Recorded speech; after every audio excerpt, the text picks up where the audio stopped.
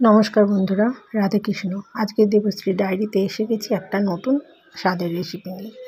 আজকে আপনাদের আমি করে দেখাবো মোরলা মাছের ঝাল, যেটি পাতুরির মতন খেতে হবে অথচ পাতা ছাড়া।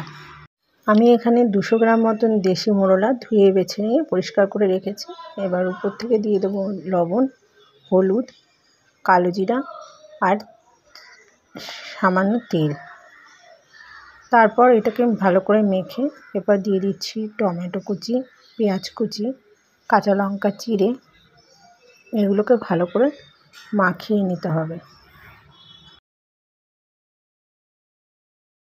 এবার একটি মিক্সার জারে নিয়ে নিলাম 6 কোয়া রসুন, একটা গোটা পেঁয়াজ আর একটা গোটা টমেটো। এটি ভালো করে পেস্ট করে নিতে হবে। এবার এই পেস্টটি মাছের উপরে দিয়ে ভালো করে মাছটা কিছু সময় ধরে নেড়ে চেড়ে মাখিয়ে নিতে হবে। দেখবেন মশলাটা যেন মাছের গায়ে খুব সুন্দর করে মাখা হয়ে যায়। ওভেনে কড়াই বসিয়ে কড়াটাকে খুব গরম করতে হবে, ভালো করে কড়াই গরম করতে হবে। তার মধ্যে একটু তেল দিয়ে দিলাম। তেলটা গরম হয়ে গেলে আমি মাখানো মাছগুলো ওর মধ্যে দিয়ে দিলাম।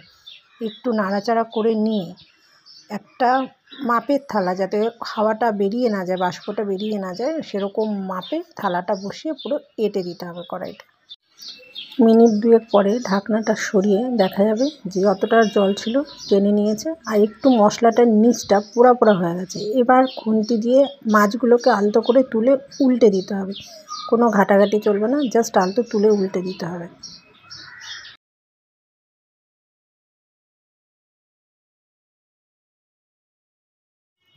মাছগুলোকে উল্টে আমি একটা ঢাকনা দিয়ে আবার 1 মিনিটের জন্য ঢেকে রেখেছিলাম। এবার ঢাকনাটি তুলবো। এবার হয়ে গেছে। মশলাটা দেখবেন নিচটা যেন পোড়া লেগে যায়, একটু হালকা সামান্য পুড়ে পুড়ে যায়। এবার উপর থেকে মাছগুলোকে তুলে নেব। মাছগুলো কিন্তু বেশি নাড়াচাড়া করা যাবে না, তাতে ভাঙার ভয়টা কম থাকে। একটু তুলে নিলে দেখবেন মাছগুলো কোটা হয়েছে আর আপনার পাতুরিটি রেডি। এবার নামিয়ে নেব। রেসিপিটি কমপ্লিট হয়ে গেছে। মোরলা মাছের পাতায় ছাড়া পাতুরি বাড়িতে বানিয়ে খেয়ে দেখবেন, খুব ভালো লাগবে। গরম ভাতে তো পরিবারের সবাই ভালো খাবে।